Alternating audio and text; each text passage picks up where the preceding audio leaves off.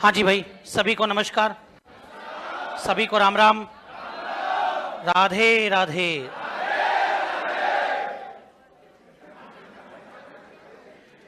हाँ जी भाई, लोक नृत्यों के बारे में बात कर रहे थे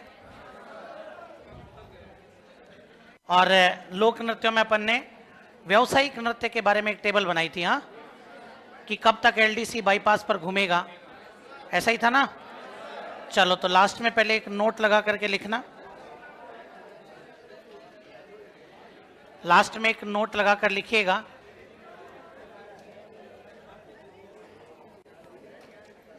हाँ जी, एक नोट लगा कर लिखिएगा लास्ट में। वर्तमान में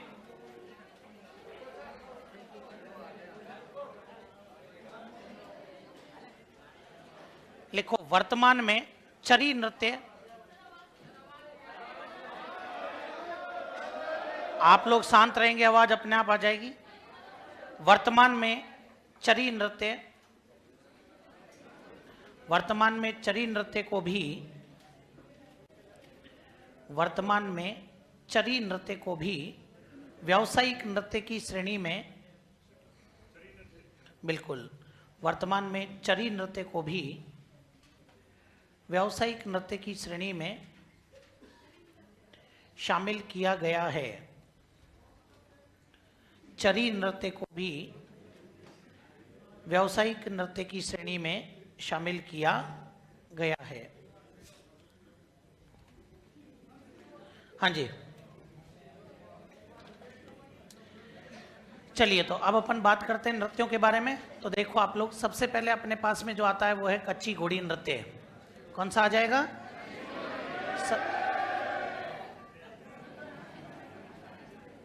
आज ही सिलेबस खत्म करना है क्या? नहीं, मैं कर सकता हूं, कोई बड़ी बड़ी बात नहीं है, ठीक है ना। इसलिए कल भी समझाया था, आज फिर समझा रहा हूं, और ये आखिरी मौका है। इसके बाद कल्चर फिर कोई और ही पढ़ाएगा, ध्यान रखना। अंतिम चेतावनी दे रहा हूं, ये ध्यान रखना तुम लोगों को। और एक बार चाहे कोशिश करके देख लेना, आई बात समझ में।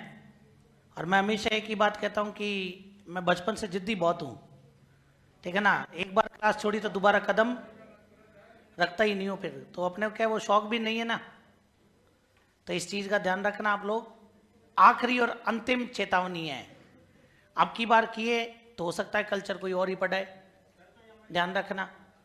नहीं तो मैं तो कह रहा हूं ना, तो एक को मैंने तो कल ही कहा था, पड़ोसी सक्रिय रहे, ठीक है ना। ध्यान रखना इस चीज को लेकर के। चलिए साहब, कच्ची घोड़ी नृत्य। तो देखो, कच्ची घोड़ी नृत्य पहली बात तो आपके कौन से क्षेत्र में किया जाएगा? शेखावाटी।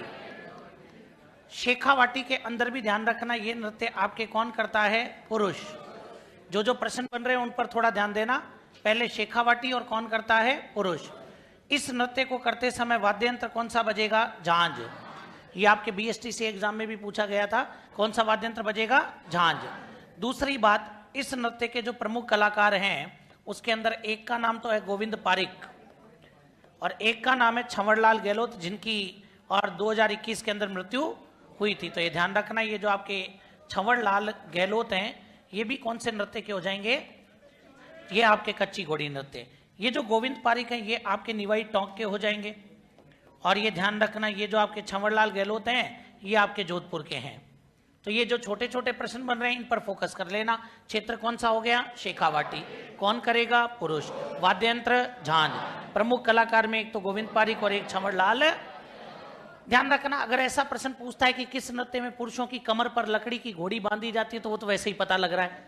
अब जो नई बातें जो आती है वो दो चीज आपको यहाँ पर विशेषताओं में भी ध्यान रखनी है। एक तो राजस्थान का वह नृत्य जो पैटर्न बनाने की कला के लिए प्रसिद्ध है। पैटर्न बनाने का मतलब पुरुष इसके अंदर कई आकृतियों में खड़े हो जाते हैं। आमने सामने भी खड़े हो सकते हैं पुरुष, इस प्रकार भी खड़े हो सकते हैं, क्रॉस बनाकर भी खड़े हो सकते हैं, गोला भी बना सकते हैं। तो अलग अलग आकृतियां बनाते हैं। तो इसीलिए ध्यान रखना, ये नृत्य आपके पैटर्न बनाने की कला के लिए प्रसिद्ध है। और दूसरा प्रश्न इसका क्या बनता है? जब ये पुरुष गोला बनाते हैं, गोले से जब ये बीच में आते हैं तो ध्यान रखना आपके आकृति बनती है। बाहर जाते हैं तो इस प्रकार, बीच में सब आ जाते हैं तो ये आकृति, फिर बाहर जाते हैं तो ये आकृति। मतलब कि आपसे ये पूछ सकता है कि राजस्थान का वह नृत्य जिसमें फूल के खिलने एवं बंद होने का आभास होता है। बताइए कौन सा नृत्य हो जाएगा? कच्ची घोड़ी नृत्य हो जाएगा। चलिए तो लिखिएगा इसके अंदर आप लोग कच्ची घोड़ी नृत्य। लिखो शेखावाटी का पुरुष प्रधान नृत्य। शेखावाटी का पुरुष प्रधान नृत्य। शेखावाटी का पुरुष प्रधान नृत्य। फिर लिखो प्रमुख वाद्य यंत्र। प्रमुख वाद्य यंत्र झांझ। प्रमुख वाद्य यंत्र झांझ।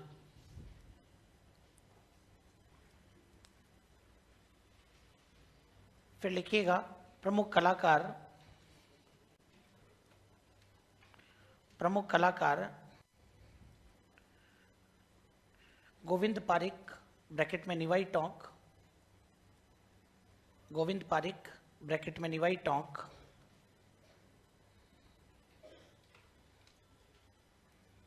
और छंवरलाल गहलोत ब्रैकेट में जोधपुर।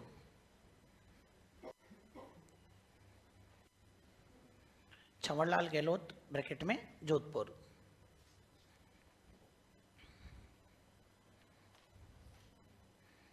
छंवरलाल गहलोत ब्रैकेट में जोधपुर।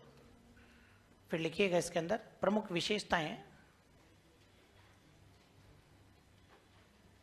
प्रमुख विशेषताएं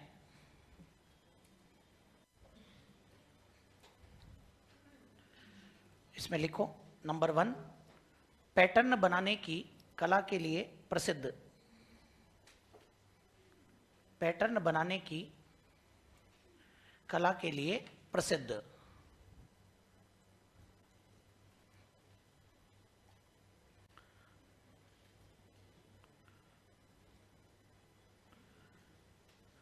नंबर 2 पर लिखिएगा फूल के खिलने एवं बंद होने का आभास। फूल के खिलने एवं बंद होने का आभास।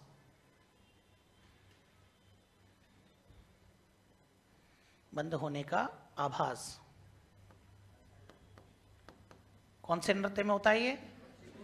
एक प्रश्न लिखना इसके अंदर, क्वेश्चन की फॉर्मेट में लिखना। बींद बींद रसाला। बींद रसाला लसकारिया एवं रमगारिया।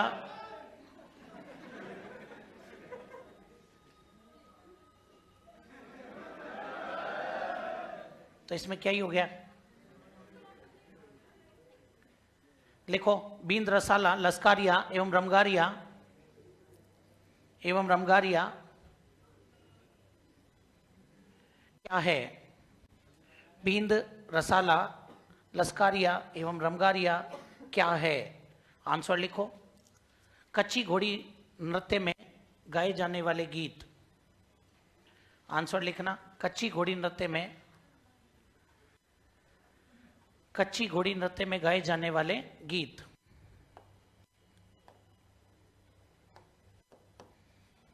कच्ची घोड़ी नृत्य में गाए जाने वाले गीत। नेक्स्ट बवाई नृत्य।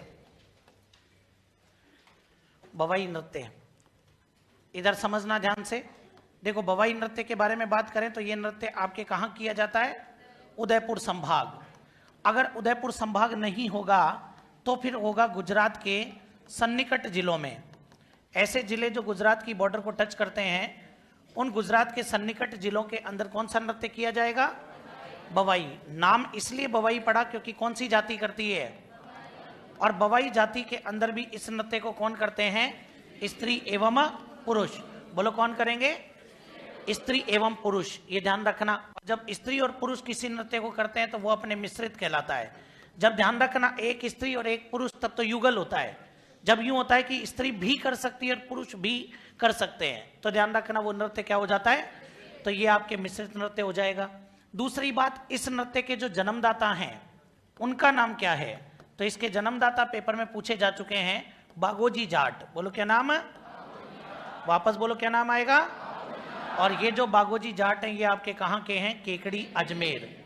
ये आपके केकड़ी अजमेर के हो जाएंगे। तो ये ध्यान रखना, जन्मदाता जरूर अच्छे से याद रखना, कौन हो जाएंगे? बागोजी जाट। और ये जरूर याद रखना कि ये नृत्य कौन करता है? स्त्री पुरुष।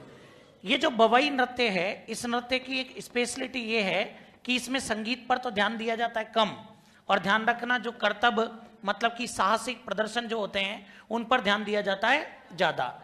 तभी तो ध्यान रखना इसमें नृत्य देखने लोग नहीं जाते हैं, इसमें जो स्टंट किए जाते हैं उनको लोग देखने जाते हैं। जैसे तलवार पर नृत्य करना, थाली के किनारों पर नृत्य करना, गिलास पर खड़े होकर के नृत्य करना, कांच के टुकड़ों पर नृत्य करना, ऐसे ही ध्यान रखना सिर पर कई मटके रख करके नृत्य करना, वो सब आपके कौन से नृत्य में होता है? बवाई नृत्य में होता है। और बवाई नृत्य के अगर प्रमुख कलाकार देखें तो एक नाम तो आता है रूप सिंह शेखावत। आपके पेपर में ढेरों बार इनका नाम आ चुका है, रूप सिंह शेखावत, ये ध्यान रखना। अगर आपसे पूछे कि प्रथम महिला बवाई नर्तक कौन? पुष्पा व्यास। पहली महिला जिसने बवाई नृत्य किया वो कौन? और एक ऐसी लड़की जिसने 2 बार लिम्का बुक में अपना नाम दर्ज करवाया। भारत में जितने भी रिकॉर्ड बनते हैं वो लिम्का बुक में रिकॉर्ड होते हैं, ध्यान रखना। उस लड़की का नाम है अस्मिता काला। बोलो क्या नाम है? वापस बोलो क्या नाम है? इसने अपने सिर पर 111 और 118 मटके रख करके और 2 बार लिम्का बुक में नाम दर्ज कराया है। अपन कहते हैं ना सिर पर कई मटके रख करके कौन सा नृत्य किया जाता है? बवाई। अब देखो ये 3 तो सुपर इंपोर्टेंट हो गए। इसके अलावा जो परीक्षा में कोई भी नाम दे सकता है, जैसे दयाराम भील आपके पेपर में दे चुका है, तारा शर्मा का नाम आपके दे चुका है, ध्यान रखना आप लोग। एक छोटी सी बच्ची और है उदयपुर की, श्रेष्ठा सोनी, और ध्यान रखना इसको कहा जाता है आपके कि लिटिल वंडर। कौन सी उपाधि दी गई इसको? भाई छोटी बच्ची है, छोटी बच्ची है तो इसको कौन सी उपाधि दी? लिटिल वंडर की उपाधि दी। इनके अलावा जो लेटेस्ट आपके जो कलाकार हैं उनमें एक नाम आता है अनन्या सिंघवी। बोलो किसका नाम आएगा? हो सकता है कि आपके एग्जाम में ये पूछ ले। और प्रदीप पुष्कर। बोलो क्या नाम है? इन दोनों ने भी आपके बवाई नृत्य के अंदर अपना नाम कमाया है। समझ में आई बात? यहां पर अब कोई भी नाम अपने को दे सकता है, तो ध्यान रखना। मैं जहां तक मानता हूं जब भी नाम देता है तो साथ में ये नाम जरूर देता है, रूप सिंह शेखावत, इसलिए अपना क्वेश्चन थोड़ा सा इजी हो जाता है। समझ गए बात को? तो बताइए कहां किया जाएगा? कौन करेगा? जन्मदाता कौन है? किस नृत्य में संगीत पर ध्यान कम और कर्तव्य पर ज्यादा? बवाई। लिखो बवाई नृत्य, लिखो उदयपुर संभाग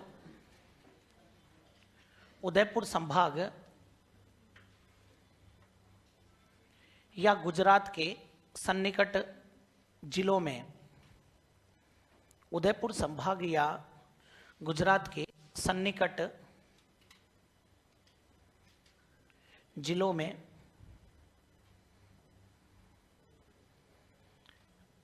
नीचे लिखना बवाई जाति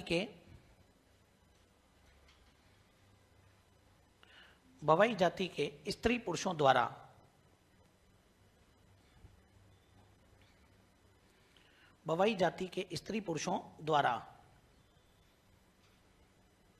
ब्रैकेट में लिखना मिश्रित नृत्य। बवाई जाति के स्त्री पुरुषों द्वारा ब्रैकेट में लिखना मिश्रित नृत्य। फिर लिखो जन्मदाता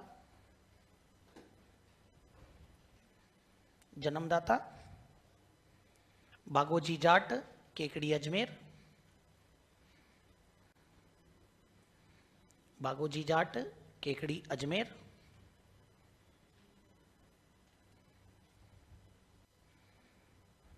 फिर लिखो प्रथम महिला बवाई नर्तक, प्रथम महिला बवाई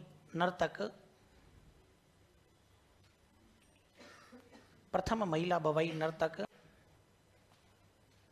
डैश लगा के लिखो पुष्पा व्यास जोधपुर, पुष्पा व्यास जोधपुर।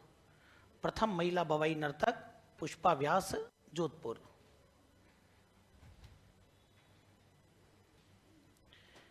नीचे लिखना इस नृत्य में संगीत पर कम ध्यान देकर,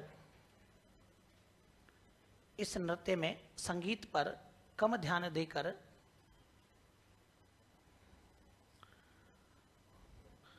कर्तव्यों पर अधिक ध्यान दिया जाता है। कर्तव्यों पर अधिक ध्यान दिया जाता है।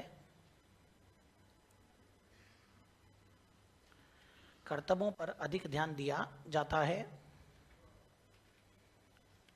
जैसे जैसे तलवार, थाली या गिलास पर, तलवार, थाली या गिलास पर नृत्य करना,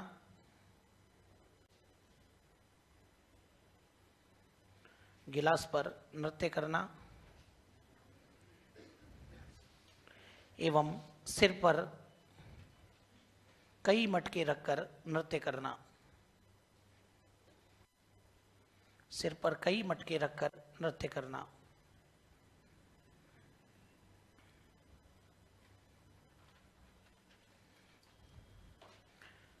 फिर लिखो इसमें प्रमुख कलाकार, प्रमुख कलाकार रूप सिंह शेखावत, रूप सिंह शेखावत ब्रैकेट में जोधपुर, रूप सिंह शेखावत ब्रैकेट में जोधपुर। अस्मिता काला, अस्मिता काला ब्रैकेट में जयपुर,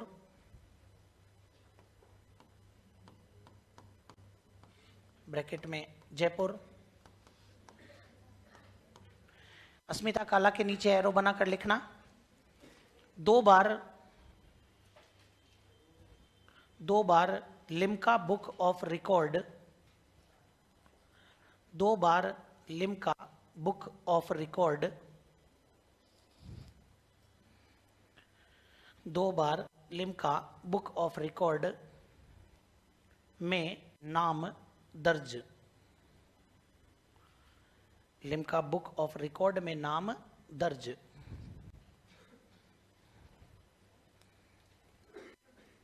फिर लिखो श्रेष्ठा सोनी, श्रेष्ठा सोनी ब्रैकेट में लिखना little wonder, little wonder, little wonder. किसको लिटिल वंडर कहा जाता है? फिर लिखो बाकी के नाम, दयाराम भील, अभी 3 नाम पेपर में आए थे, रूप सिंह शेखावत, दयाराम भील और तारा शर्मा। दयाराम भील, तारा शर्मा, दयाराम भील, तारा शर्मा, अनन्या सिंघवी, अनन्या सिंघवी और प्रदीप पुष्कर, प्रदीप पुष्कर, प्रदीप पुष्कर। हाँ जी, इसके बाद में आगे बढ़ते हैं तो फिर अपने पास में आता है कौन सा? 13 ताली नृत्य। समझना एक बार आप इसको। देखो 13 ताली नृत्य के बारे में अगर अपन बात करें, क्या क्या प्रश्न यहां पर बनते हैं। भाई इसका नाम 13 ताली क्यों पड़ा? क्योंकि इसके अंदर कितने मंजीरों का प्रयोग करते हैं? तो इसके अंदर ध्यान रखना 13 मंजीरों का प्रयोग किया जाता है। और 13 मंजीरों के प्रयोग के साथ ही 13 मंजीरे तो बांधे ही जाते हैं, साथ में ध्यान रखना जो नृत्य करने वाली नृत्यांगना होती हैं वो आपके और मुंह में क्या रखती हैं? तलवार। जैसे ये तलवार होती है पूरी, इसको अपने दांतों से दबा करके रखती हैं। तो ये ध्यान रखना मुंह में क्या रखी जाती है, और ये जो मुंह में तलवार रखी जाती है ये कौन सी माता को समर्पित है? हिंगलाज माता। बोलो कौन सी माता? तो ये ध्यान रखना ये हिंगलाज माता का प्रतीक है। ये जो तलवार रखते हैं इसको हिंगलाज माता का प्रतीक माना गया है। समझ में आई बात? अब ये जो 13 मंजीरें हैं, इन 13 मंजीरों को हम 3 पार्ट में डिवाइड करेंगे। ध्यान रखना इनमें से 9 तो अलग कर लेते हैं, 2 अलग कर लेते हैं और बचे 2 अलग कर लेते हैं। अब ये जो आपके 9 हैं, ये 9 तो आपके बांधे जाएंगे दाएं पैर पर। कहां बांधे जाते हैं? भैया ये तो आपके दाएं पैर पर बांध लेते हैं 9 मंजीरे जिनका मुख ऊपर होता है, तो इनको तो यहां पर क्या करेंगे, पूरे आपके 9 मंजीरे बांध लेंगे, जिससे, और फिर ध्यान रखना 2 मंजीरे आपके हाथ में कोहनी से ऊपर, हाथ में कहां पर रखते हैं, तो कोहनी से ऊपर रखे जाते हैं, और 2 मंजीरे आपके रखे जाते हैं कहां पर, हाथ में। ये बिल्कुल फ्री स्टाइल, इन्हीं का सबसे ज्यादा यूज होता है, क्योंकि ये आपके घुमाते हैं और घुमा करके पैर पर मारते हैं, फिर आपके यहां मारते हैं, फिर घुमाते हैं पैर पर मारते हैं, फिर यहां मारते हैं। तो ये ध्यान रखना। तो ये इस तरह आपके 13 मंजीरों का मैनेजमेंट किया। और दूसरी बात, ये जो नृत्य किया जाता है, ये नृत्य कौन करेगा, महिलाएं करेंगी। मतलब कि ये नृत्य आपके कैसा हो जाएगा। और भैया ये जो महिलाएं हैं ना, ये भी आपके कौन सी जाति की हैं, ये कामड़ जाति की महिलाएं। कौन सी जाति, और कामड़ जाति हमारे कौन से लोक देवता को मानती है, ये रामदेव जी के भक्त हैं। ये जो कामड़ जाति है ये किसकी भक्त है, तो ध्यान रखना, आपसे पूछ सकता है कि रामदेव जी एवं हिंगलाज माता को समर्पित नृत्य कौन सा। और ध्यान रखना, जब भाई अपन जब घुंघरू बांध के नृत्य करते हैं तो ही पैर काफी अपना यूं भारी सा हो जाता है, तो यहाँ तो 9 मंजीरे हैं, तो इसलिए ये नृत्य हमेशा कैसे किया जाता है, बैठ करके। बोलो कैसे किया जाएगा। राजस्थान का एकमात्र नृत्य जो बैठकर किया जाता है, बताओ कौन सा। राजस्थान का एकमात्र नृत्य जो बैठकर किया जाता है कौन सा, 13 ताली। और ये जो 13 ताली नृत्य है, ये 13 ताली नृत्य निकला कहां से, मतलब कि इसका उद्गम स्थल, तो ये ध्यान रखना, पादरला गांव पाली। बोलो कौन सा हो जाएगा, तो ये आपके पादरला गांव पाली से निकला है। इस नृत्य में जो आपके प्रमुख नृत्यांगना है मांगी बाई। बोलो कौन है, लेकिन ये वो मांगी बाई नहीं है मांड गाई का, वो उदयपुर वाली है, ये मांगी बाई पाली वाली है। तो ये ध्यान रखना। तो मांगी बाई पाली जो हैं, ये आपके इस नृत्य की प्रमुख नृत्यांगना मानी जाती है। समझ में आ गई बात। वो अलग है मांगी बाई उदयपुर वाली, समझ गए, वो मांड गाई का है। और ये मांगी बाई आपके कौन से नृत्य की है। जब इस नृत्य को किया जाएगा तो इसके अंदर वाद्य यंत्र कौन सा बजेगा भाई, तो एक तो अपने को साफ साफ नजर आ रहा है मंजीरा। बोलो कौन सा, तो एक तो अपने मंजीरा हो जाएगा। अभी अभी अपन ने मंजीरे छोटे होते हैं, मंजीरे को बड़ा करते ही झांझ हो जाती है, जो अपन ने अभी पढ़ा था कच्ची घोड़ी नृत्य में। और ध्यान रखना, मंजीरे के अलावा एक आपके चौतारा 4 तार का होता है, इसलिए क्या कहते हैं, इसी को तंदूरा भी कहते हैं। बोलो क्या कहते हैं, इसी को तानपुरा भी कहते हैं। ध्यान रखना। बाकी तो वाद्य यंत्र में अपन डिस्कस करेंगे ही, लेकिन अभी अपने को ये बात ध्यान होनी चाहिए। और 1954 में जब अपने राजस्थान में उदयपुर में गाड़िया लुहार सम्मेलन आयोजित हुआ था, तो उस समय अध्यक्ष थे जवाहरलाल नेहरू। उनके सामने कौन सा नृत्य किया गया था, कितने मंजीरे काम में लेंगे, जिनमें 9 तो आपके, 2 आपके, 2 आपके, कौन सी जाति, कामड़ जाति का, वो भी निकला कहां से, प्रमुख नृत्यांगना मांगी बाई, और प्रमुख वाद्य यंत्र मंजीरा और चौतारा। समझ में आ गई बात, कोई दिक्कत इसके अंदर। राजस्थान के अंदर अगर वाद्य यंत्र देखे जाए ना, तो राजस्थान में वाद्य यंत्र आपके कितने प्रकार के होते हैं, 4। कितने प्रकार के, राजस्थान में वाद्य यंत्र 4 प्रकार के, तत्, सुशिर, अवनद्ध और घन। बोलो कौन कौन से, पहला क्या है, दूसरा, तीसरा और चौथा। अब देखो, तत् जो तारों से बजे वो तत्, जैसे गिटार है, गिटार किससे बजती है, तो कैसा वाद्य यंत्र है, मां सरस्वती के हाथ में वीणा है, क्या है, अरे भाई ये चौतारा भी क्या है, ये भी तारों से बज रहा है, तो ये भी आपके क्या हो जाएगा, तो ये ध्यान रखना, ये भी आपके तत् वाद्य यंत्र की श्रेणी में आ जाएगा। समझ में आई क्या बात यहां पर, लो साहब। तो वे वाद्य यंत्र जो तारों से बजे वो क्या कहलाएंगे, जो मुंह से फूंक देने पर बजे। याद रखना ये चीज, जो मुंह से फूंक देने पर बजे। भगवान कृष्ण की शादी में बजने वाली, सांप आ जाए तो बीन। बोलो क्या, मंदिर में बजने वाला, बोलो मंदिर में बजने वाला, ये सब आपके कैसे वाद्य यंत्र हैं। और 2 बांसुरियों वाला अलगोजा, वो भी क्या है, सुसिर। मेले में से खरीद कर लाते हैं जो पुपाड़ी, वो भी क्या है, जो मुंह से फूंक देने पर बजे, वो सब क्या है।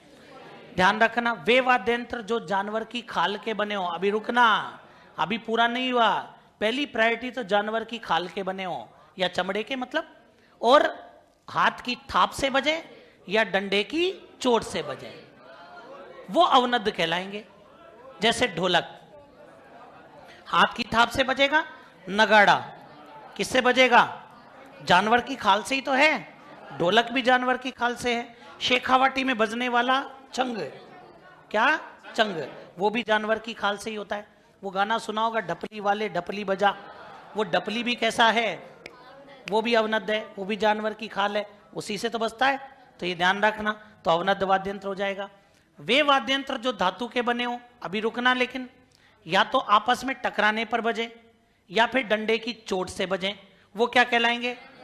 हमारे बजने वाला मंजीरा, ध्यान रखना। तो मंजीरा कैसा वाद्य यंत्र है? घन वाद्य यंत्र है। बोलो, मंजीरा कैसा वाद्य यंत्र है? घन वाद्य यंत्र है। आई बात समझ में? मंदिर में जाकर क्या बजाते हैं? झालर। बोलो क्या? धातु की तो होती है, डंडे की चोट से बज रही है कि नहीं? बाबा जी जो चिमटा लेकर के आते हैं, वो भी तो क्या होता है? घन वाद्य यंत्र होता है। आई बात समझ में? मंदिर में जाते ही पहले ढोक दीर फिर घंटी बजाते हैं, तो ये घंटी भी क्या है? ये भी आपके कैसा वाद्य यंत्र है? घन वाद्य यंत्र है। तो ये चीज ध्यान रखना। वाद्य यंत्र कितने प्रकार के? 4। तारों से बजे, जो मुंह से फूंक देने पर बजे, हाथ की थाप या डंडे की चोट से बजे, धातु के आपस में टकराने पर बजे। समझ गए क्या? तो ये नृत्य की बात भी होगी, मैंने वाद्य यंत्र भी आपको बताए। चलिए अभी एक बार फटाफट से नोट करो, ये वाद्य यंत्र वाली बात अपन बाद में लिखेंगे। हाँ बिल्कुल सेम ऐसे ही उतारना है। ये फटाफट से लिखिएगा आप इसको, बोलना नहीं, ये तो सेम ही लिखना है।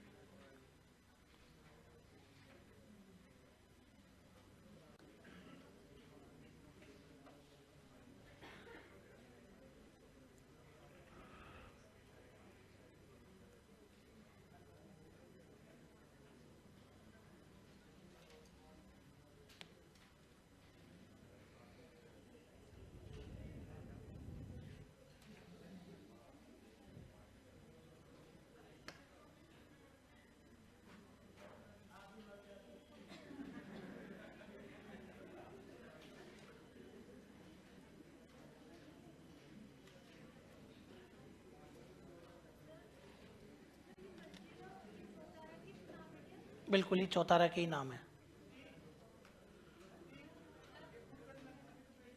कौन सा? कुटकड़ नृत्य प्रॉपर पूरा बैठकर नहीं होता है, 13 ताली उसमें खड़े होने का काम ही नहीं है, वो प्रॉपर ही बैठकर होता है। ऐसे तो नृत्यों के बीच में बैठना होता है।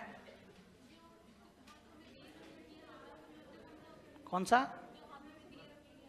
हाथों में दिए रखेंगे मतलब?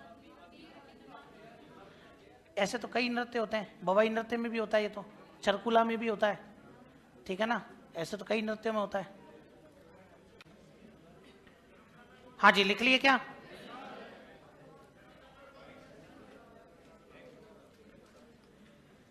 चलिए तो नीचे नोट लगा कर लिखना। 1954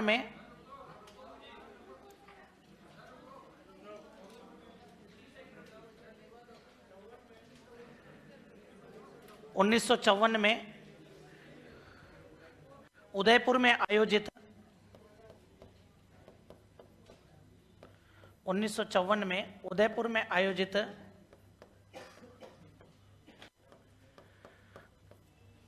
आयोजित गाड़िया लुहार सम्मेलन में 1954 में उदयपुर में आयोजित गाड़िया लुहार सम्मेलन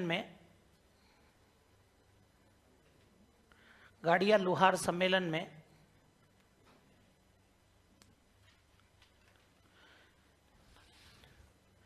जवाहरलाल नेहरू के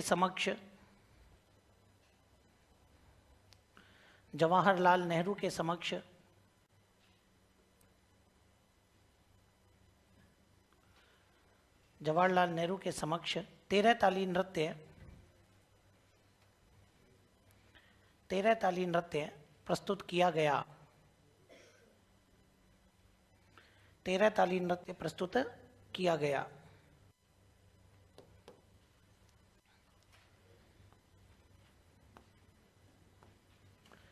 नेक्स्ट देखिएगा, कठपुतली नृत्य।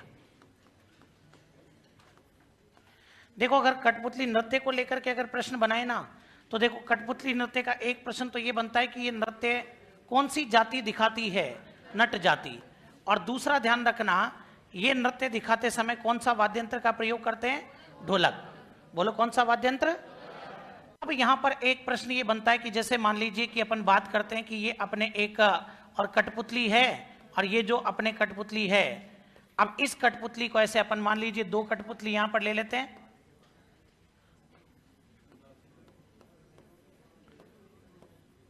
ध्यान रखना। तो 2 कठपुतली अपन यहां पर ले लेते हैं। अब इनके अंदर क्या होते हैं, धागे लगे हुए होते हैं। ये ऐसे आपके क्या होता है, इनको धागों से संचालित किया जाता है। ऐसे इसमें धागे जुड़े हुए होते हैं।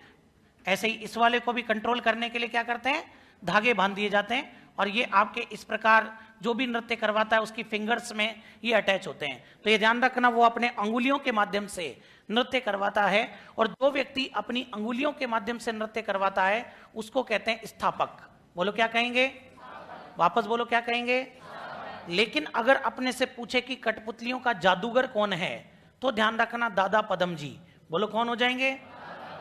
अगर अपने से पूछे कठपुतली का जादूगर कौन है, तो दादा पदम जी को हम कठपुतली का जादूगर कहते हैं। समझ में आई बात यहां पर। और जो धागे और अंगुलियों के माध्यम से कठपुतली को नृत्य करवाता है उसको क्या कहते हैं, स्थापक कहते हैं। ध्यान रखना, समझ गए बात को। चलो तो लगे याद। फिर अपने को यह भी ध्यान होना चाहिए, अपने से पूछ ले कि कठपुतली घर कहां पर है, जयगढ़ जयपुर। आप कभी जयगढ़ दुर्ग में जाएंगे तो आपको बहुत सी कठपुतलियां वहां पर नजर आएंगी। तो ये ध्यान रखना, अपने जयगढ़ जयपुर में आपके कठपुतली घर है। लेकिन अगर पूछे कठपुतलियों का संग्रहालय कहां पर है, तो बागोर हवेली उदयपुर। बोलो कहां पर है। अगर अपने से पूछे कि कठपुतलियों का संग्रहालय कहां है, तो अपना उत्तर हो जाएगा बागोर हवेली उदयपुर। लेकिन ध्यान रखना, कठपुतली निर्माण का कार्य कहां का प्रसिद्ध है। अगर कठपुतली निर्माण की बात करें तो कहां का फेमस है। और ये जो कठपुतली बनाई जाती है ना, ये लकड़ी की होती है। और कौन से वृक्ष की लकड़ी, अल्डू या अरडू अपन जिसको कहते हैं। तो जो अल्डू वृक्ष जिसके पत्ते बकरियां खाती हैं, उस अल्डू वृक्ष, क्योंकि वो काफी हल्की होती है लकड़ी, तो ये ध्यान रखना आप लोग, अल्डू वृक्ष की लकड़ी का प्रयोग इसके अंदर किया जाता है। और ये निर्माण का कार्य कहां का फेमस है। नृत्य की बात करें तो कौन सी जाति, वाद्य यंत्र, नृत्य करवाने वाला, कठपुतलियों का जादूगर, कठपुतली घर कहां पर है और कठपुतलियों का संग्रहालय कहां है? बागोर हवेली उदयपुर। समझ में आ गई क्या बात? चलिए तो इसके बारे में लिखते हैं। लिखो कठपुतली नृत्य। लिखो नट जाति का नृत्य। हाँ, हेडिंग लगाओ आराम से फटाफट। नट जाति का नृत्य। प्रमुख वाद्य यंत्र ढोलक।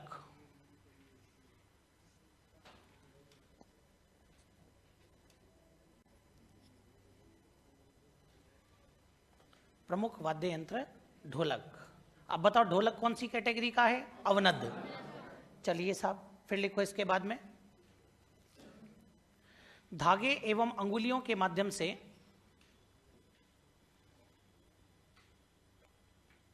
धागे एवं अंगुलियों के माध्यम से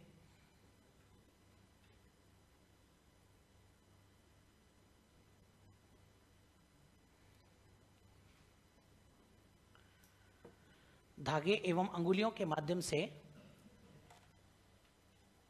कठपुतली नृत्य दिखाने वाला धागे एवं अंगुलियों के माध्यम से कठपुतली नृत्य दिखाने वाला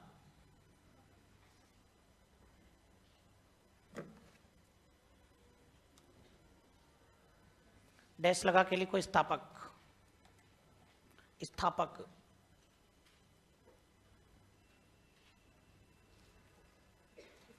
फिर लिखो नेक्स्ट लाइन में कठपुतली का जादूगर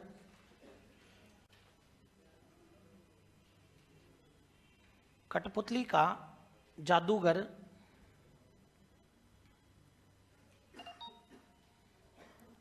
लिखो दादा पदम जी।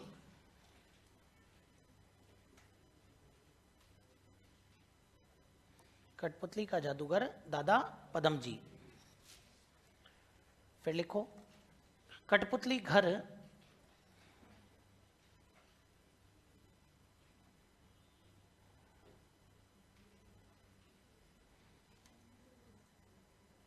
कठपुतली घर डैश लगा के लिखो जयगढ़ जयपुर।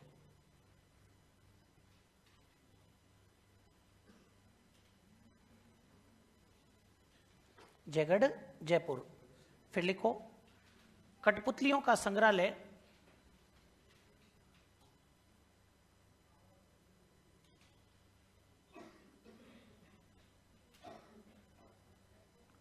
कठपुतलियों का संग्रहालय बागोर हवेली उदयपुर। बागोर हवेली उदयपुर।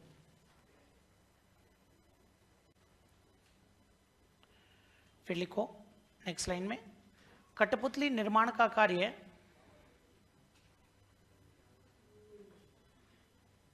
कठपुतली निर्माण का कार्य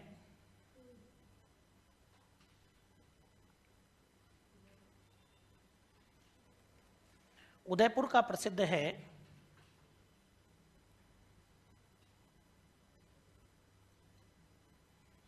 उदयपुर का प्रसिद्ध है जो अल्डू वृक्ष की लकड़ी से किया जाता है। जो अल्डू वृक्ष की लकड़ी से किया जाता है।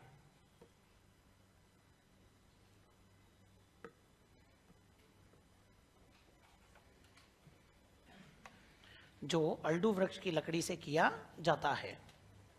देखो एक मेजर क्वेश्चन यहां पर आपको और बताता हूं मैं, आप देखना आपके पिछले और जितने भी एग्जाम हुए 2021 और 2022 और 2023 में भी स्टार्टिंग में जो भी आपके एग्जाम हो रहे हैं उनके अंदर आप लोग देखना सर्वाधिक पूछा गया क्वेश्चन है कि 1952 में आपके उदयपुर में, कहां पर? उदयपुर में। और किसने? देवीलाल सामर ने।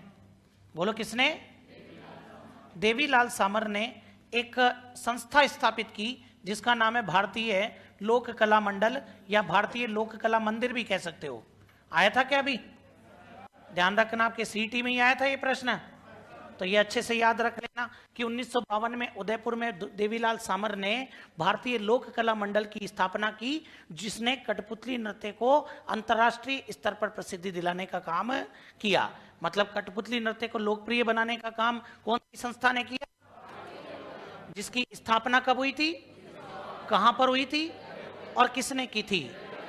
समझ गए बात को? तो लास्ट में नोट लगा के लिखना, नोट लगा के लिखो। 1952 में देवीलाल सामर ने 1952 में देवीलाल सामर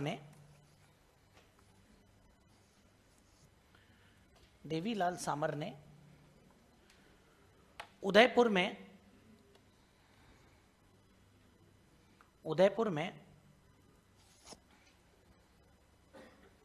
भारतीय लोक कला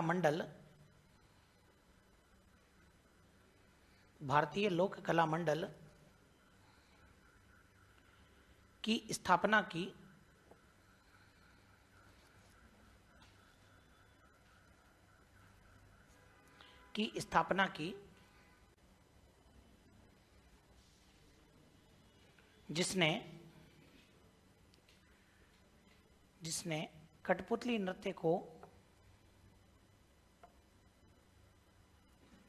जिसने कठपुतली नृत्य को संरक्षण प्रदान किया, कठपुतली नृत्य को संरक्षण प्रदान किया।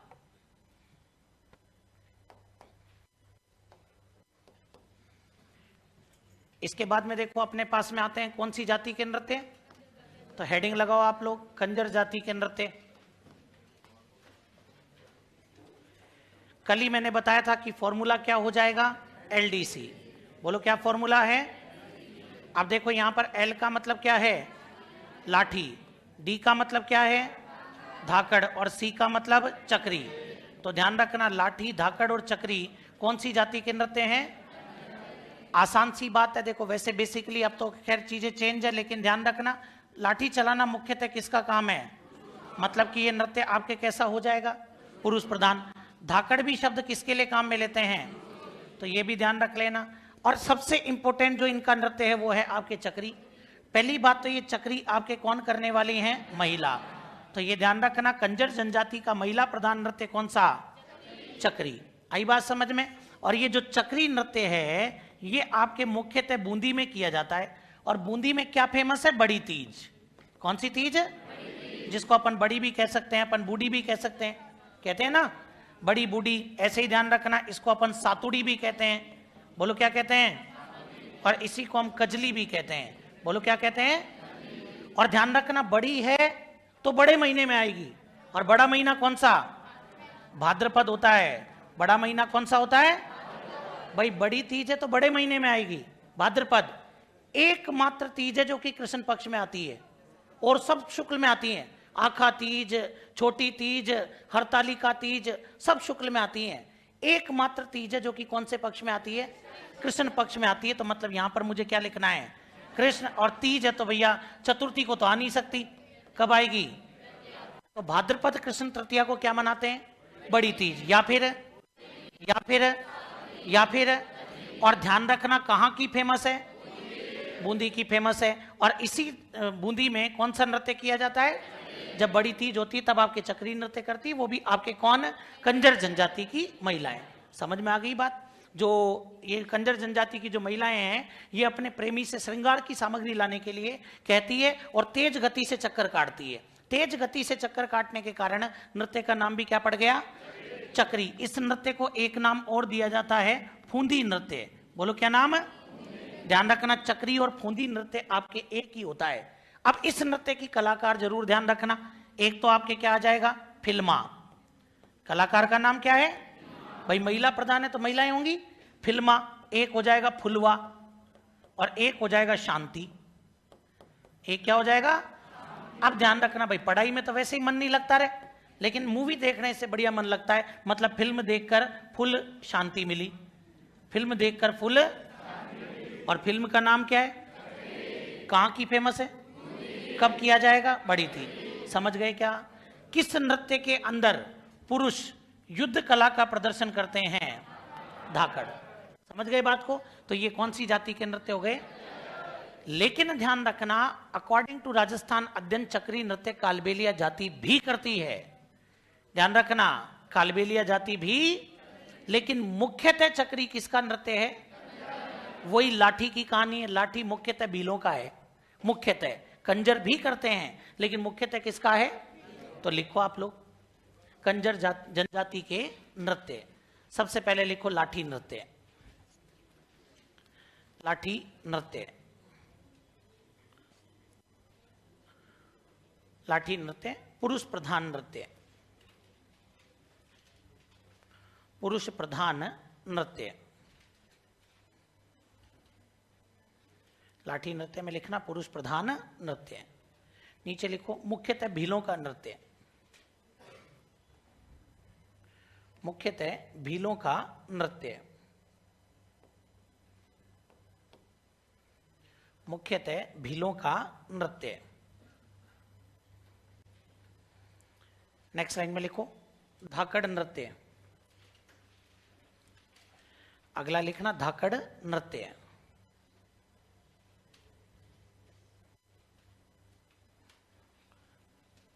लिखो इसमें पुरुष प्रधान नृत्य।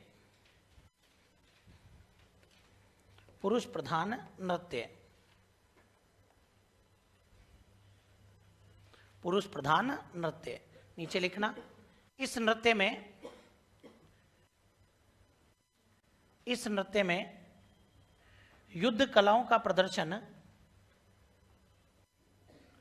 इस नृत्य में युद्ध कलाओं का प्रदर्शन किया जाता है। युद्ध कलाओं का प्रदर्शन किया जाता है।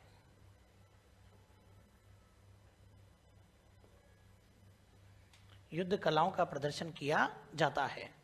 नेक्स्ट लिखो चक्री ऑब्लिक फूंदी नृत्य।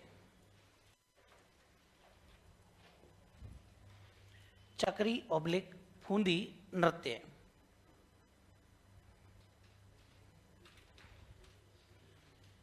चक्री ऑब्लिक फूंदी नृत्य। लिखो इसके अंदर महिला प्रधान नृत्य। महिला प्रधान नृत्य।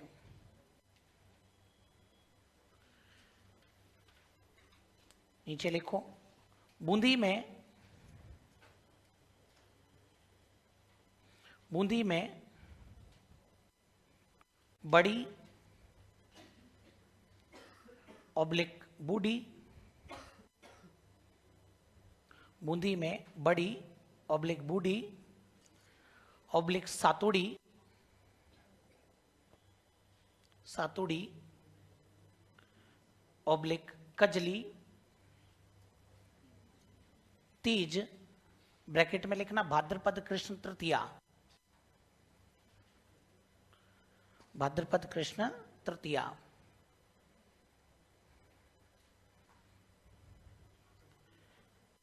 के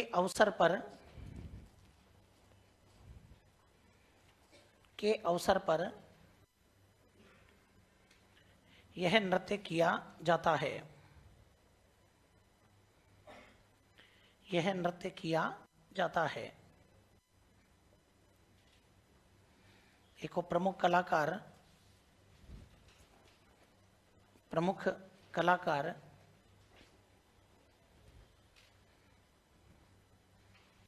फिल्मा फुलवा शांति। फिल्मा फुलवा शांति। फिल्मा फुलवा शांति। इसके बाद में हेडिंग लगाइएगा कालबेलिया नृत्य।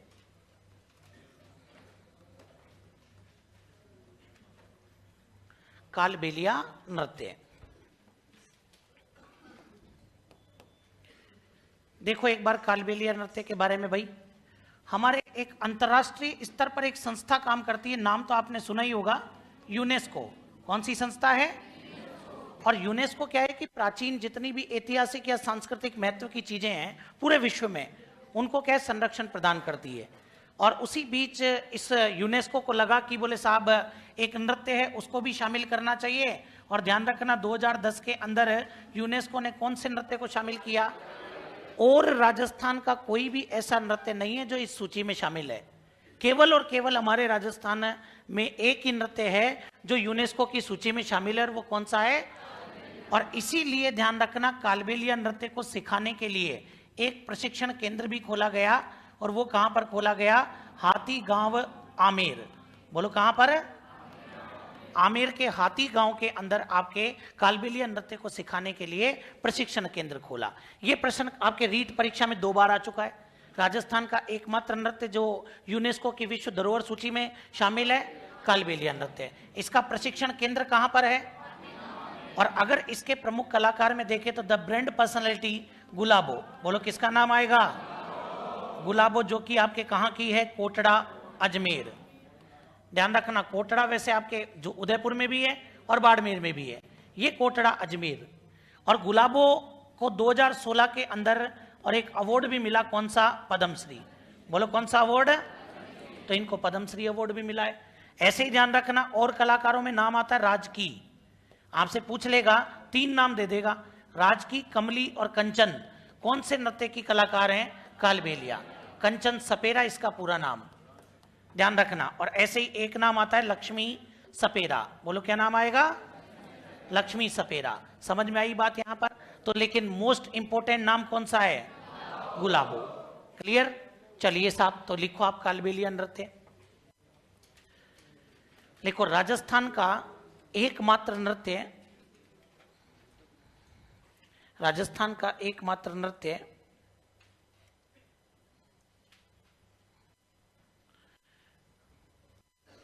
जिसे 2010 में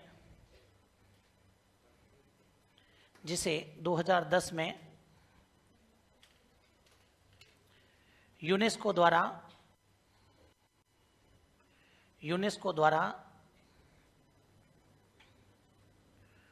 विश्व धरोहर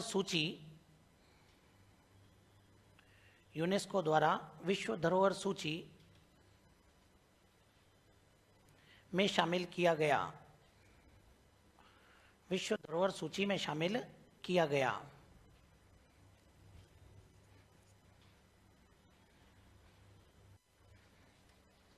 नीचे लिखो प्रशिक्षण केंद्र हाथीगांव आमेर। प्रशिक्षण केंद्र डैश लगा के लिखो, हाथीगांव आमेर। प्रशिक्षण केंद्र डैश लगा के लिखना, हाथीगांव आमेर। फिर लिखो प्रमुख कलाकार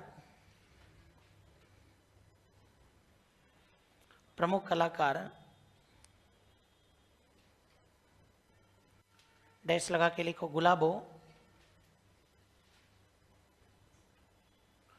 गुलाबो ब्रैकेट में कोटड़ा अजमेर।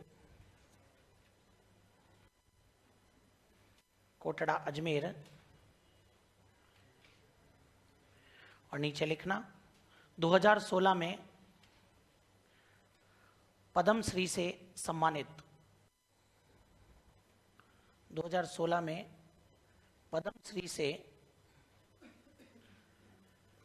पद्मश्री से सम्मानित। और बाकी के नाम लिख दो केवल, राजकी,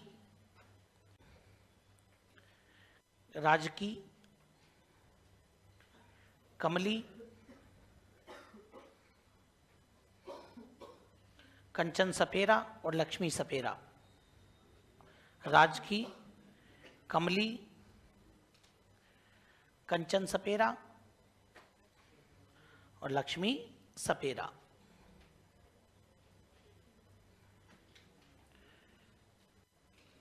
फिर लिखो कालबेलिया जाति के नृत्य।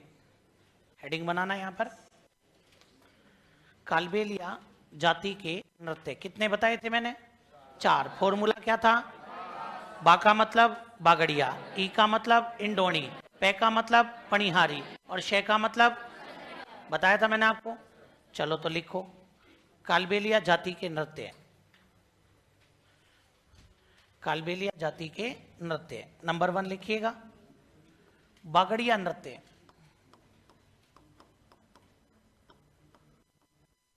बागड़िया नृत्य, बागड़िया नृत्य। हाँ जी, देखो बागड़िया नृत्य आप लोग इसके अंदर ध्यान रखना, ये नृत्य आपके कैसा है, महिला प्रधान। बोलो कैसा हो जाएगा। दूसरा कौन सा आता है आपके, इंडोनी। ध्यान रखना ये सामूहिक है, ये कैसा है, अभी बताऊंगा आपको इसके बारे में। बाकी फिर एक क्या आ जाएगा, पणिहारी।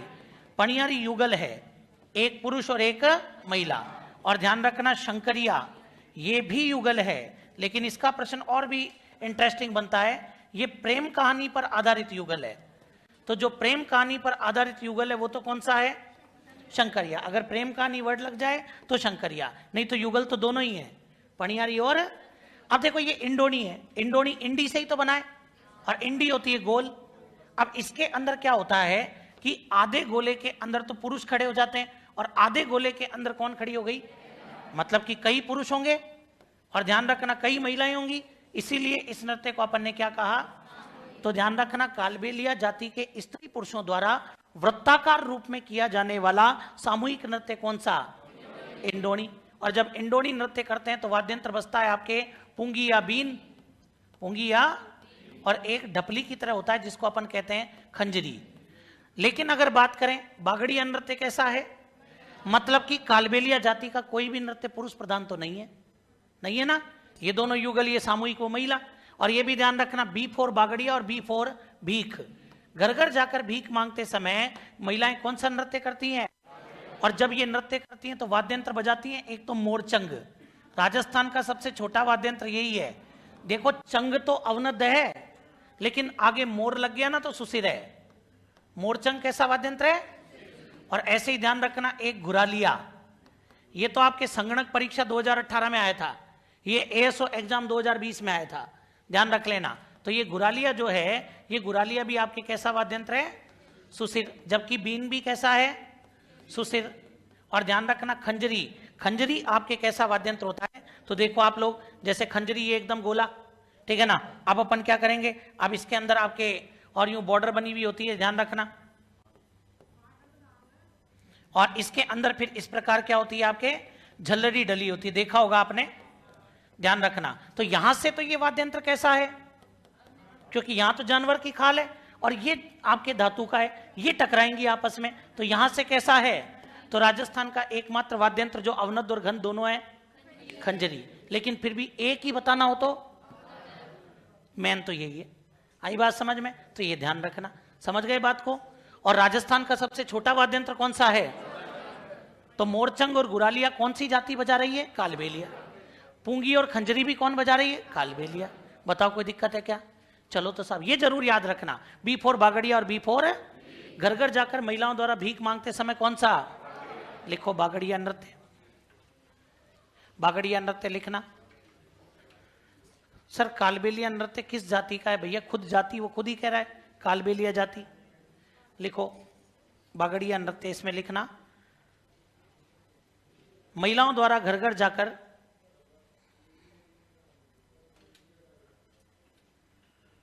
महिलाओं द्वारा घर घर जाकर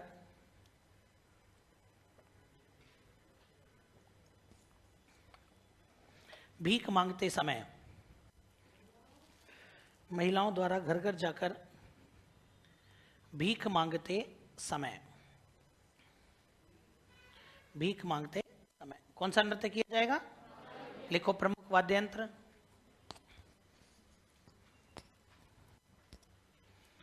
प्रमुख वाद्ययंत्र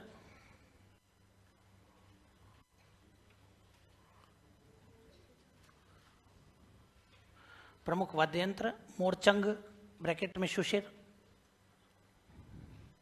मोरचंग ब्रैकेट में शुशिर, और घुरालिया ब्रैकेट में शुशिर, घुरालिया ब्रैकेट में शुशिर।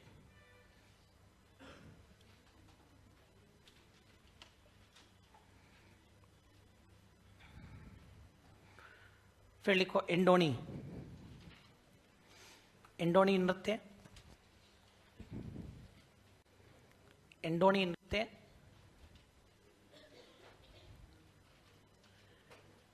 लिखो इसके अंदर स्त्री पुरुषों द्वारा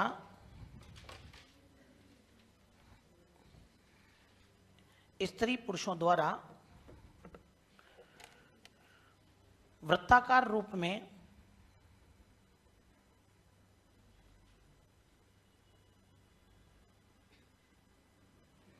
स्त्री पुरुषों द्वारा वृत्ताकार रूप में किया जाने वाला सामूहिक नृत्य, स्त्री पुरुषों द्वारा वृत्ताकार रूप में किया जाने वाला सामूहिक नृत्य।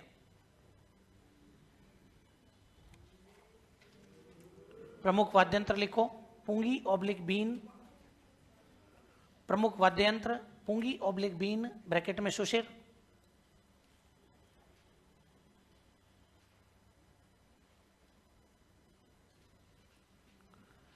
और दूसरा लिखो खंजरी। पहला तो पुंगी ऑब्लिक बीन ब्रैकेट में सुशिर, और दूसरा लिखो खंजरी ब्रैकेट में अवनद प्लस घन, अवनद प्लस घन।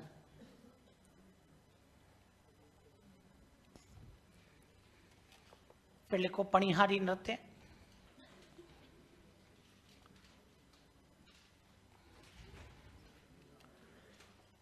पणिहारी नृत्य, युगल नृत्य, डैश लगा के लिख देना युगल, पणिहारी नृत्य डैश लगा के लिखो युगल नृत्य। फिर लिखो शंकरिया नृत्य,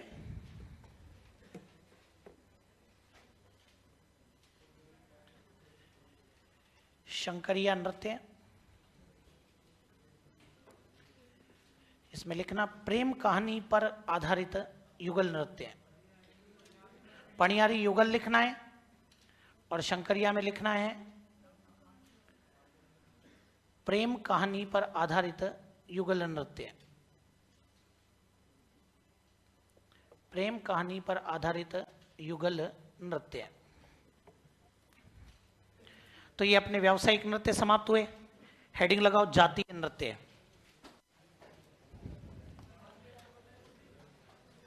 नेक्स्ट हेडिंग लगाइए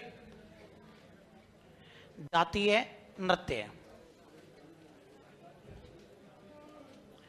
जातीय नृत्य। अब इधर देखो जातीय नृत्यों में बात करें तो जैसे अपन एक बात करेंगे यहां पर भील जनजाति। कौन सी जनजाति? भील जनजाति। और भील जनजाति अपने मुख्यतः कहां निवास करती है? मेवाड़। मतलब कि ये जो आपके नृत्य किए जाएंगे ये मुख्यतः कहां पर? हालांकि दक्षिण राजस्थान पूरा ही कह सकते हैं अपन, डूंगरपुर में भी है, बांसवाड़ा में भी है, मुख्यतः मेवाड़, क्योंकि उदयपुर में भील ज्यादा है। ऐसे देखो दूसरे नंबर पर अपन बात करेंगे गरासिया। कौन सी जनजाति? और गरासिया आपके कहां पर है? सिरोही। गरासिया कहां पर है भाई? ऐसे ही ध्यान रखना सहरिया। बोलो कौन सी हो जाएंगी? और ये सहरिया आपके 12 में है, सहरिया 12। ऐसे ही देखो आप लोग, फिर अपन बात करते हैं कथौड़ी। तो कथौड़ी आपके उदयपुर में है, कथौड़ी जनजाति आपके उदयपुर में है।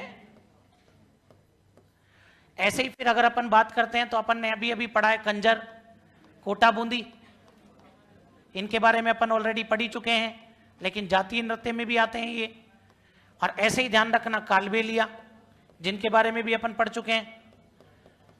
फिर इसके बाद में कुछ जैसे बंजारा आपके आ जाएगी, बंजारा के अलावा आपके आ जाएगी गुजर, गुजर जाति के अलावा मेव, और मेव के अलावा माली। इन सब के अपने को नृत्य ध्यान में रखने हैं, क्योंकि परीक्षा में प्रश्न बनाता है कि निम्न में से कौन सा भीलों का है और कौन सा नहीं है। ऐसे प्रश्न बहुत आते हैं आपके, आप पुराने पेपर उठा करके देखना। चलो मेरे को याद भी आ गया, मैं बता भी देता हूं। साथ ही साथ आपको जैसे क्वेश्चंस वगैरह की प्रैक्टिस करनी होती है ना, तो आप एक बुक लेकर के आओ, दिशा, जो हिस्ट्री कल्चर की अलग से आती है, केवल क्वेश्चन वाली, केवल क्वेश्चन ऑब्जेक्टिव। दिशा की जो बुक आती है हिस्ट्री कल्चर की अलग से, ये तो कंप्लीट है। ये कंप्लीट, हाँ ये वाली ध्यान रखना। तो जो आपके हिस्ट्री कल्चर की अलग से आती है उसके अंदर आप सारे क्वेश्चन करके जाना। आपको मैं बता दूं, आपको सीईटी में बहुत बड़ी मदद मिलेगी, बहुत बड़ी मदद मिलेगी, ध्यान रखना। तो ये ध्यान रखना आपको, दिशा हिस्ट्री कल्चर ऑब्जेक्टिव बोलना ये है, सारे सब्जेक्ट उसमें नहीं होने चाहिए। हिस्ट्री कल्चर और संस्करण भी आ चुका 20वां, ध्यान रखना। तो 20वां संस्करण आपको लेना है और उसके क्वेश्चन आपको सॉल्व करने हैं, ठीक है ना। तब जाकर के मानना कि आपकी तैयारी मेजर तो उसी से होगी अब, जिससे आप फटाफट क्वेश्चन सॉल्व करें, वो आपकी प्रैक्टिस है, ठीक है ना। तो देखो आप लोग, अब इनके अपने को नृत्य पता होने चाहिए। जैसे बीलों में देखो आप, बीलों के अंदर मैं एक फॉर्मूला बना देता हूं पहले तो, कि एक आदमी जिसका नाम है गोगुसा, बोलो क्या नाम है, गोगुसा।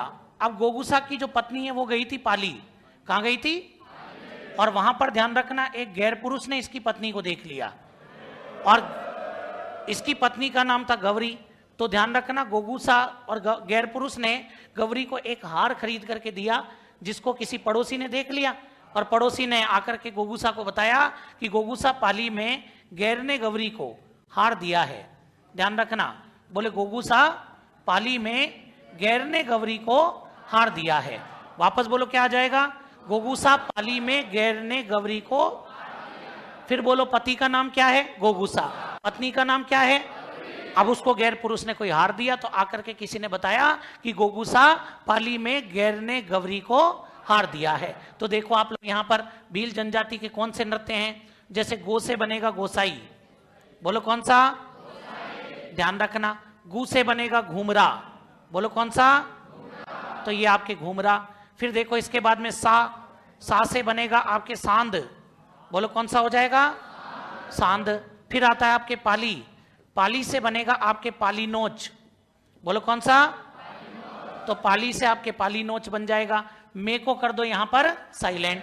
फिर देखो गैर से क्या बनेगा, गैर, बोलो गैर से, ने से बनेगा नेजा, बोलो क्या बनेगा, नेजा। गौरी से बनेगा गौरी, बोलो गौरी से क्या बनेगा, तो गौरी से गौरी बनेगा। और को कर दो यहां पर। फिर देखो हा से बनेगा हाथी मना, पेपर में आ चुका है, हा से क्या बनेगा, हाथी मना। रे से बनेगा रमणी, बोलो क्या बनेगा, द्वि से बनेगा, दी से द्विचक्री, एक चक्कर पुरुषों का एक महिलाओं का, ध्यान रखना, तो बन गया आपकी द्विचक्री।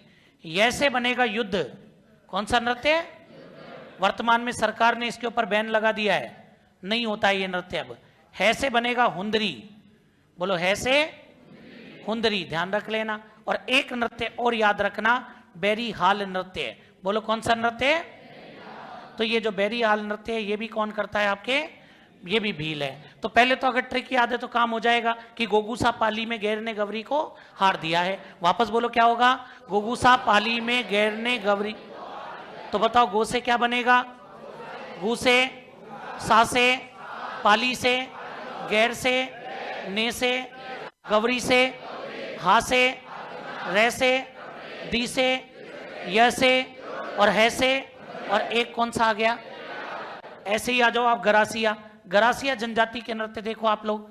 एक गरासिया जनजाति के अंदर एक बच्चा अपनी माँ को कहता है, और माँ का नाम है गोरा माँ, और वो अपनी माँ को दीवार कूदने के लिए कहता है कि मैं दीवार कूद जाऊं, तो बोले वो पूछता है भाई, तो गोरा माँ मौज में कूद लूं वाल, आधी हिंदी आधी मारवाड़ी आधी अंग्रेजी, गोरा माँ मौज में कूद लूं वाल, वाल मतलब कि दीवार, ध्यान रखना। वो कह रहा है गोरा माँ मौज में कूद लूं वाल, तो ये ध्यान रखना। बताओ क्या ट्रिक बनेगी, गोरा माँ मौज में कूद लूं।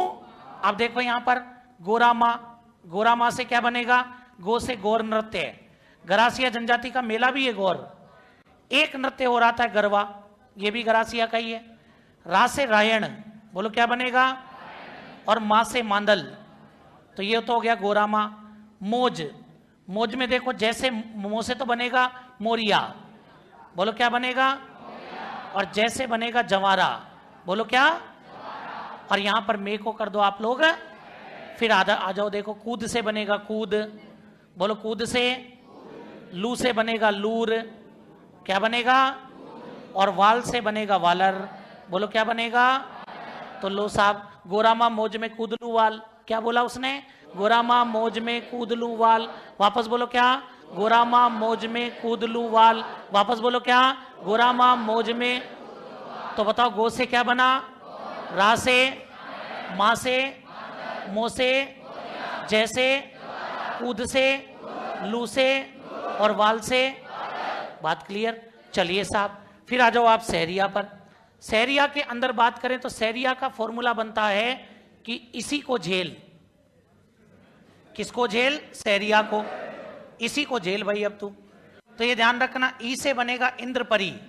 बोलो क्या बन जाएगा? वापस बोलो क्या बनेगा? शी से बनेगा शिकारी। बोलो शी से। तो शी से बनेगा शिकारी। को कर दो यहां पर, और झे से बनेगा झेला। बोलो क्या? और ले से बनेगा लहंगी। बोलो क्या बनेगा? ये तो सबसे ही आसान है, इसी को झेल। इंद्रपरी, शिकारी, झेला और लहंगी। एक और याद कर लेना, सांग नृत्य। सांग बोलो कौन सा? तो सांग नृत्य कौन सी जनजाति का है? कथौड़ी जनजाति सबसे सीधी सादी, सब में हेडमास्टर यही है। सभी जनजातियों में हेडमास्टर है, क्योंकि एच का मतलब होली और एम का मतलब मावलिया।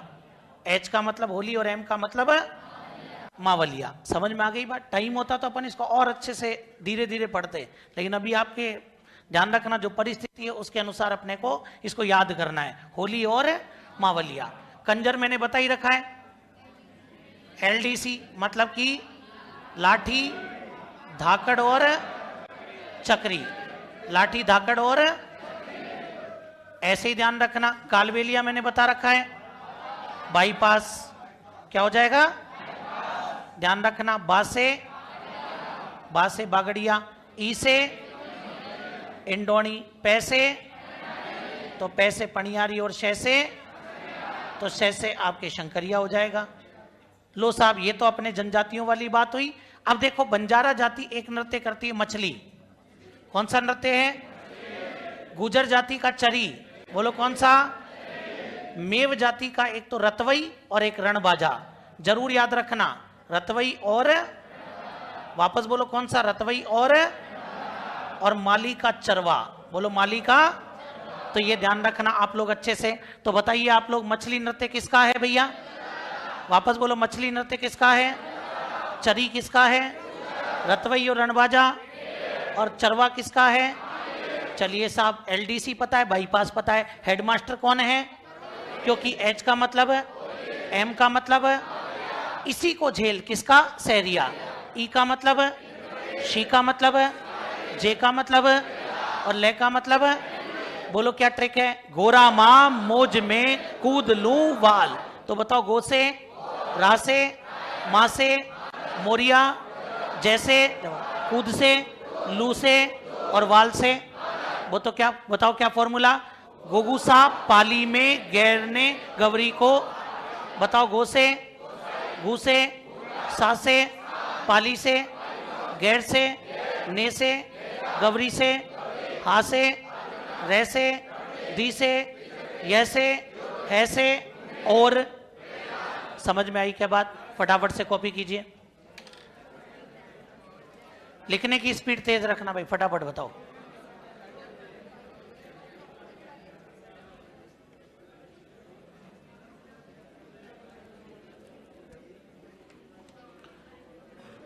जरूरी नहीं है कि कोई व्यावसायिक नृत्य जातीय नृत्य नहीं हो, दोनों कैटेगरी में आ सकता है, दोनों ही मान्य हैं। ध्यान रखना, जैसे आपके कालबेलिया और कंजर के नृत्य व्यावसायिक भी हैं तो जातीय भी हैं।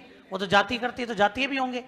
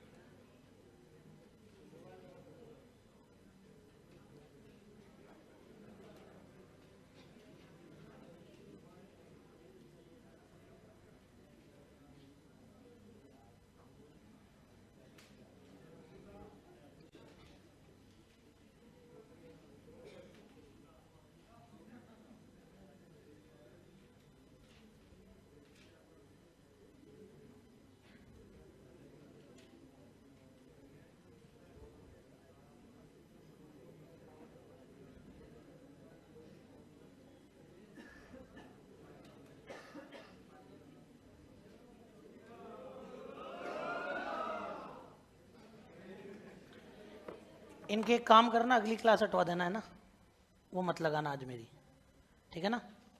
मैसेज कर देना अभी जस्ट, अगली क्लास हटवा ही देना।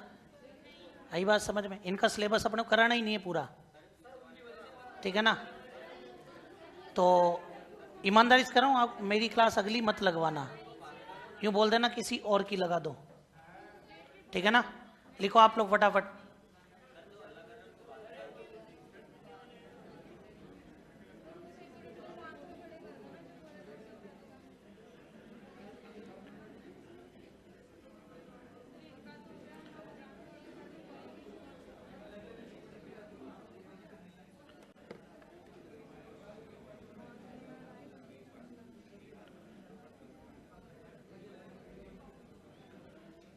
कि कुछ लोग क्या, घर वालों ने और दुखी होकर के यहाँ निकाल दिया कि ये पैसे पकड़ और जा कोचिंग कर, तू यहाँ भी बोझ है, कम से कम वहां जा। गिरवर जी को मैसेज डाल देना।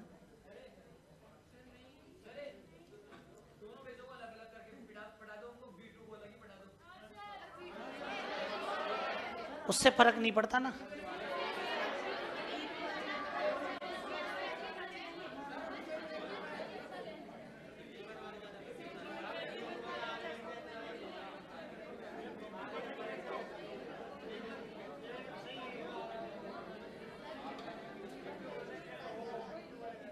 अभी तो मैं ये स्पीड लेके चल रहा हूं, तो मेरे को डाउट है कि सिलेबस होगा कि नहीं होगा, ठीक है ना? क्योंकि मैं चाह रहा हूं कि कोई चीज कटे नहीं और सिलेबस भी पूरा हो जाए। लेकिन तुम्हारी हरकतों से तो लगता है कि तुम 1 महीना और आ जाओ ना तो भी सिलेबस पूरा नहीं होगा।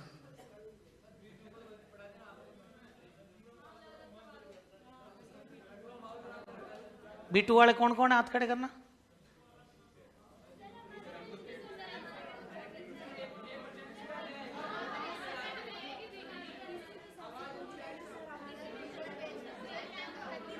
चलो अभी तो लिखो।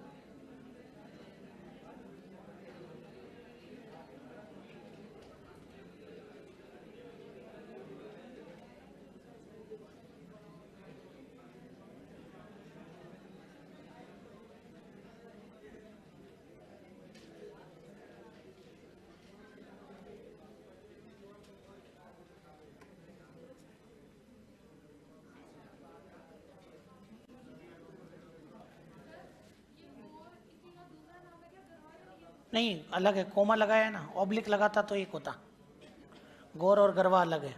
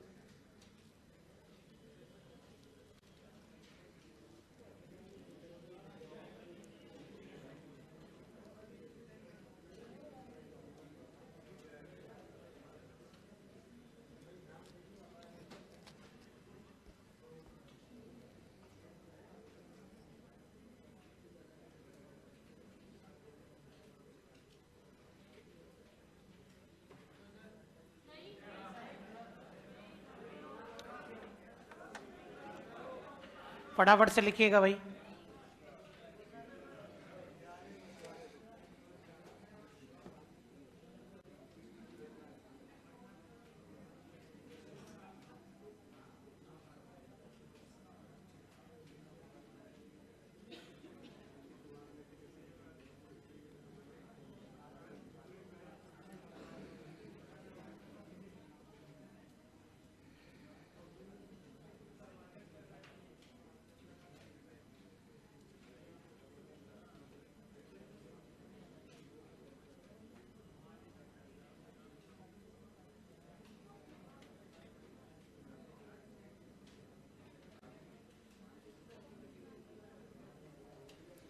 मेव में लिखा हुआ है रतवई और रणबाजा।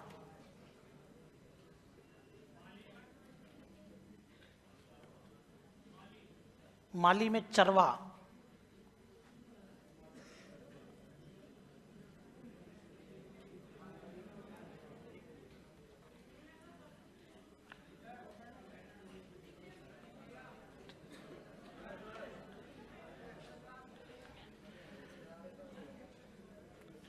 हाँ जी, लिख लिए क्या?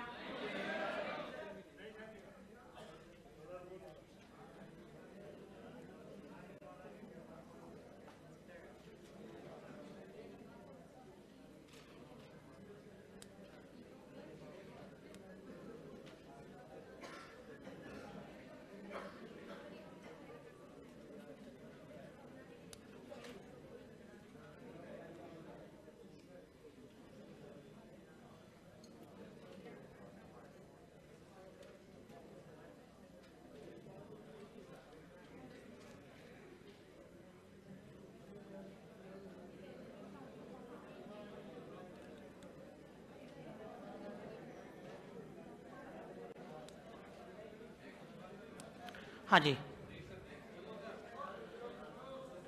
अब इसमें जो प्रमुख प्रमुख नृत्य हैं उनके बारे में अपन डिस्कस करेंगे साहब।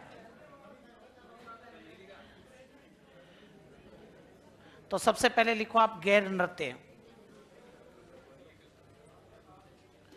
सबसे पहले लिखो इसमें जो अपने को मुख्यतः बात करनी है, उसमें आपके जो मेन नृत्यों में नाम आता है, एक तो गैर का नाम, नेजा, गवरी और हाथी मना, ये इंपॉर्टेंट है। इधर से आपके वालर इंपॉर्टेंट है। इधर से आपके ध्यान रखना होली। इधर से आपके, ये तो अपन ने पढ़ ही लिया पूरा ही, ये तो अब मछली चरी, ये सबसे इंपॉर्टेंट नृत्य हैं, ध्यान रखना। जो मैंने आपके यहाँ पर गोले किए हैं ये सबसे इंपॉर्टेंट है, हालांकि और भी बताऊंगा, लेकिन मुख्यतः ये 5 नृत्य अपने को, 5-6 नृत्य ये याद रखने हैं। तो लिखो सबसे पहले गैर नृत्य। ऐसे तो तुम फिर लिख ही नहीं पाओगे, इतना डेकोरेट करोगे ना कॉपी को। लिखो गैर नृत्य। जो आराम से लिखते हैं वो पीडीएफ का वेट करो फिर।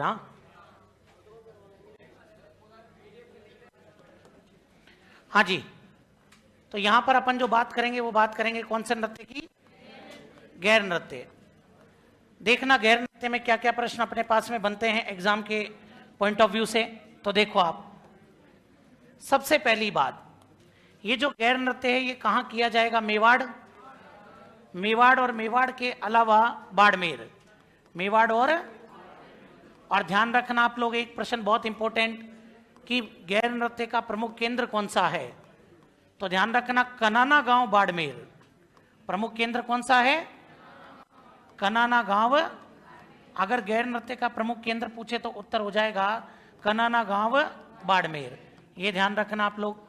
फिर देखो इसके अलावा अगर हम गैर नृत्य के बारे में बात करें तो ये जो गैर नृत्य है अभी अभी मैंने बताया कौन करेगा? भील। और भीलों में भी कौन? पुरुष। तो ये आपके भीलों का कैसा नृत्य हो जाएगा? तो ये आपके भीलों का पुरुष प्रधान नृत्य है।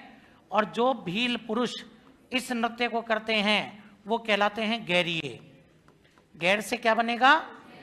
तो वो आपके गैरिये कहलाएंगे।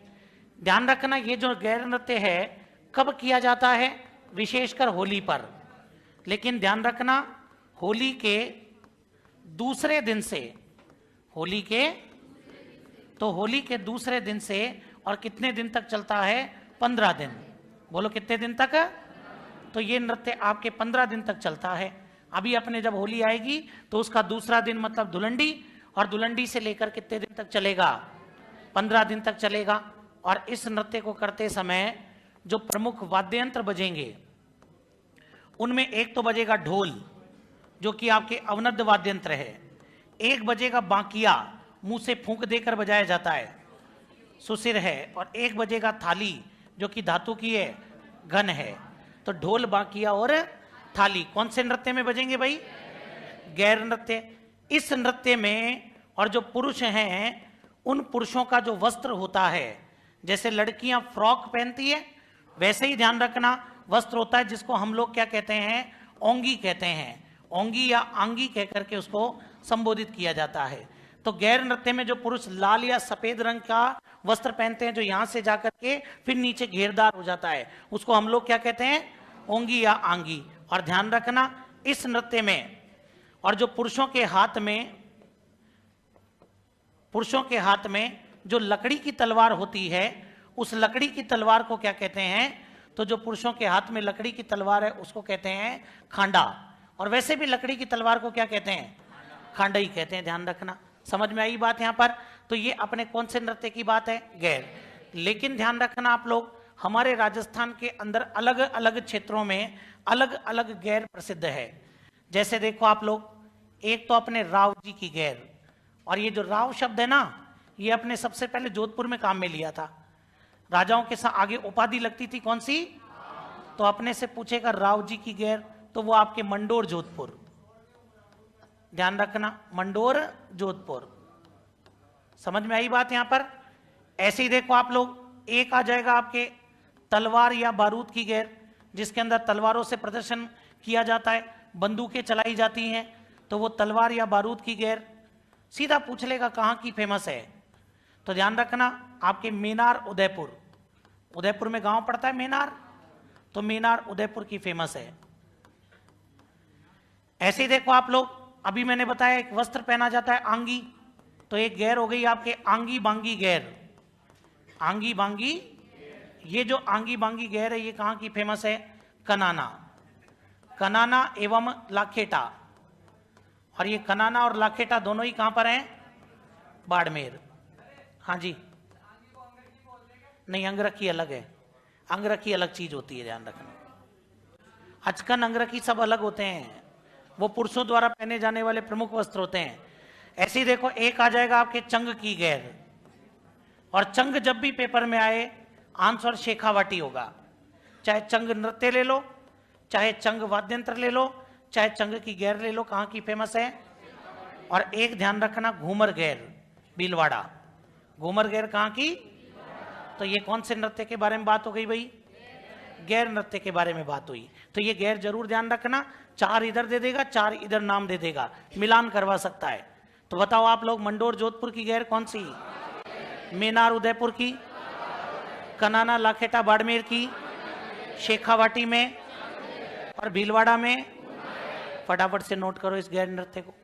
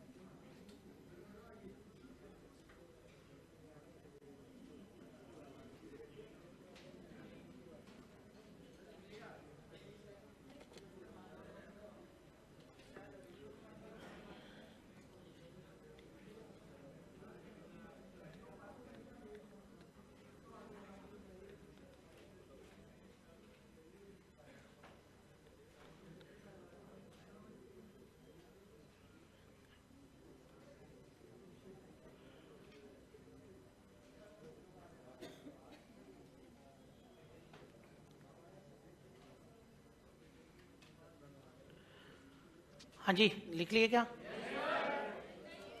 हाँ, आराम से लिखो फटाफट।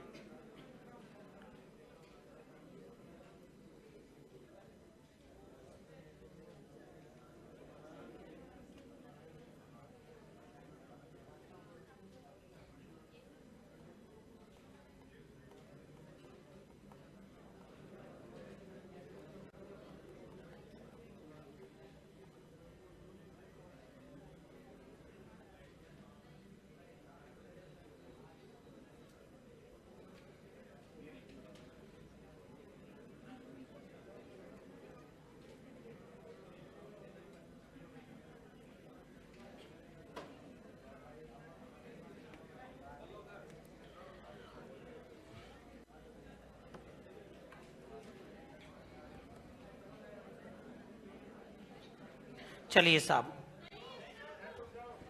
तो अभी के लिए धन्यवाद। जय हिंद, जय भारत।